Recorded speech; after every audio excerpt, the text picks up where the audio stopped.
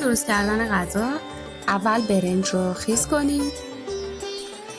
مرغ رو از شب قبل یا چند ساعت قبل با سیر، ماست، زنجبیل، آب لیمو و نمک و فلفل مزه دار کنید.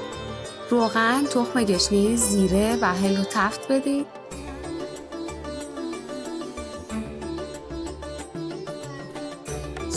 فلفل سبز ها رو اضافه کنید.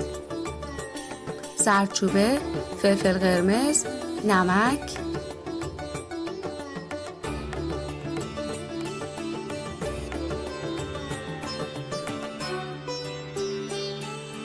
زنجبیل و سیر له شده رو اضافه کنید.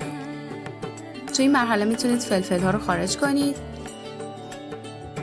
پیاز، گوجه های خرد شده رو هم اضافه کنید.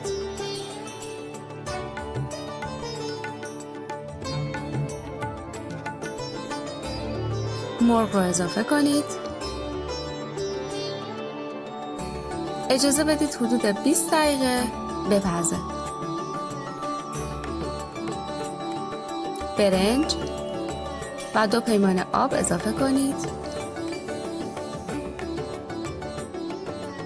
و بعد هم دم کنید. غذای ما آماده است.